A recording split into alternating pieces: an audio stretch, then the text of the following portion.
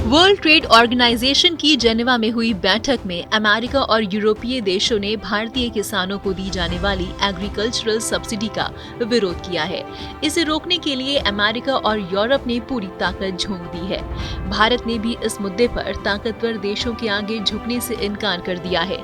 मोदी सरकार किसान सम्मान निधि के तहत किसानों को सालाना जो 6,000 रुपए देती है, ये भी एग्रीकल्चरल सब्सिडी में शामिल है, जो अब अमेरिका और यूरोपीय देशों को नागवार गुजर रही है।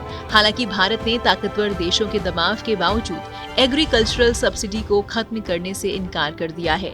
लेकिन भारत में किसानों को दी जाने वाली सब्सिडी से इन देशों को दिक्कत क्या है? दरअसल अमेरिका जैसे ताकतवर देशों का मानना है कि सब्सिडी की वजह से भारतीय किसान चावल और गेहूं का भरपूर उत्पादन करते हैं।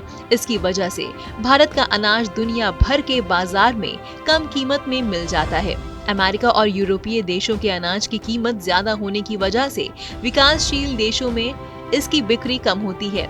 यही वजह है कि दुनिया के अनाज बाजार में दबदबा कायम करने के लिए ताकतवर देश भारत को एग्रीकल्चरल सब्सिडी देने से रोकना चाहते हैं, लेकिन भारत इसे मानने के लिए तैयार नहीं है।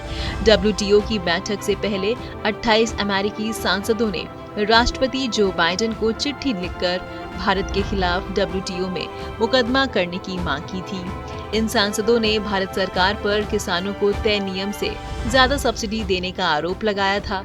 उनकी दलील थी कि इससे वैश्विक बाजार में कम कीमत पर भारत का अनाज आसानी से उपलब्ध हो जाएगा, जो अमेरिकी किसानों के हित में नहीं है।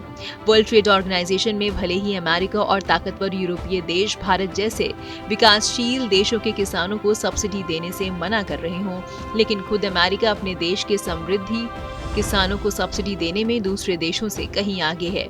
वो भी तब जब अमेरिकी किसानों की सालाना आमदनी भारतीय किसानों से 52 गुना ज्यादा है।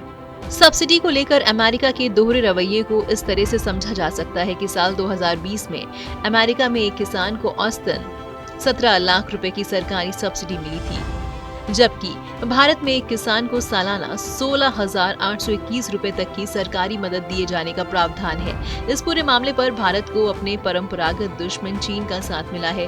पिछले कुछ समय से LAC पर सीमा विवाद को लेकर चल रही तनातनी बीच चीन ने WTO में सब्सिडी के खिलाफ पेश प्रस्ताव के मामले में भारत और चीन साथ आ गए हैं। इससे पहले 2017 में भी दोनों देशों ने मिलकर किसानों की सब्सिडी मामले में पश्चिमी देशों का विरोध किया था। इस वीडियो पर क्या है आपकी राय? कमेंट सेक्शन में जरूर बताएं। देश और विदेश की तमाम बड़ी खबरों से जुड़े रहने के लिए आप सब्सक्राइब करें हमारा YouTube चैनल TV9 डिजिटल।